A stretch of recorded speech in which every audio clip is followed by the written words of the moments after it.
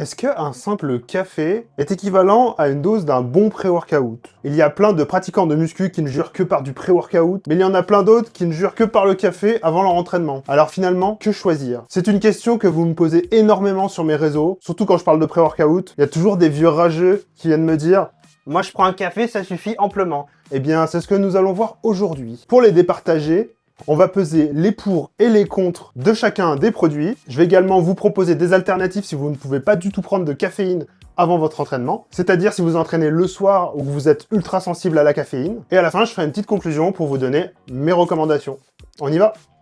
On commence avec les avantages de notre bon vieux café. Tout d'abord, le dosage en caféine. On est environ à 70 à 80 mg pour un expresso, et ça peut monter jusqu'à 150 mg pour un café filtre assez long. Donc c'est pas parce que ton café est corsé qu'il est forcément plus caféiné qu'un café filtre finalement. C'est plutôt la taille de ton café et la caféine que tu as extraite directement de tes grains. Donc plus tu fais infuser longtemps, et plus tu auras un taux de caféine élevé. C'est assez simple. Donc si tu veux une petite dose de caféine, un seul expresso suffit.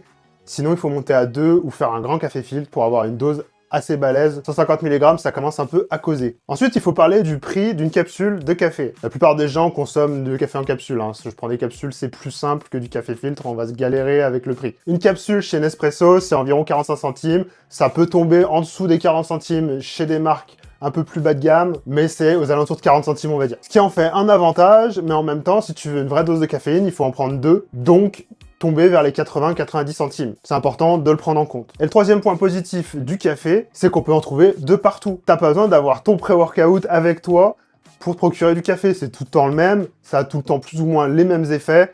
Tu peux en avoir partout, c'est accessible, c'est facile. Maintenant, si on parle un peu des faiblesses du café, finalement, on n'a qu'un seul principe actif, c'est la caféine. Alors certes, c'est probablement le plus efficace, mais ça reste très incomplet. On va le voir. Il n'y a absolument rien qui vient contrecarrer les effets négatifs de la caféine. Du coup, tu prends ton café, t'as ton crash, tu prends un autre café, t'as ton crash. C'est vraiment le principal défaut que je peux lui reprocher.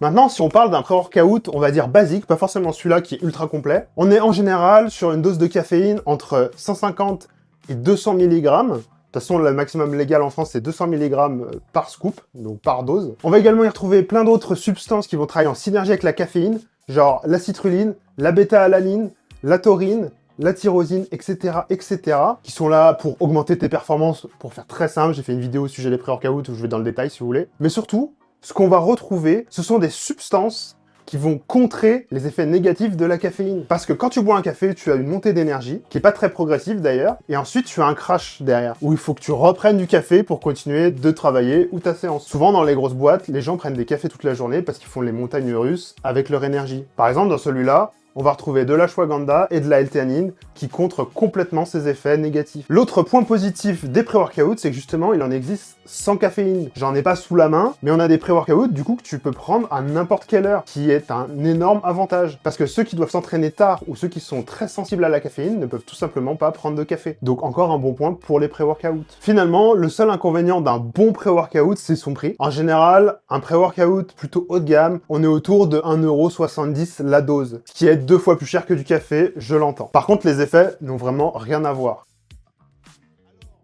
Du coup, si je dois conclure, qui l'emporte entre les deux? Le café ne remplacera jamais un bon pré-workout. Ce sera toujours plus complet de prendre un bon pré-workout pour toutes les raisons que j'ai énumérées. Mon conseil est très simple, ça ne sert à rien de prendre un pré-workout à chaque séance. Je préfère prendre une vraie formule bien dosée, un bon pré-workout de temps en temps, que de me taper un café à chaque fois. Ça revient au même niveau prix, et ça permet de se focus sur les séances vraiment importantes pour vous. Néanmoins, le café n'est clairement pas à jeter. Pour les petits budgets ou ceux qui ne peuvent tout simplement pas se procurer de pré-workout, ça reste une très bonne alternative. Pendant longtemps, j'ai consommé des cafés avec du miel et une banane avant l'entraînement, et ça marche extrêmement bien. Mais ça reste toujours moins efficace qu'un bon pré-workout. Mais attention, tous les pré-workouts ne se valent pas. C'est pour ça que je t'invite à consulter mon classement qui est disponible directement sur mon site. Je te laisse le lien dans la description, où je te recommande que les meilleurs pré-workouts, ceux qui fonctionnent vraiment, qui ont des dosages adaptés et efficaces, qui sont basés sur des études scientifiques. Pas les pré-workouts bas de gamme que tu trouves à 5 € dans ton rayon de supermarché. Ceux-là,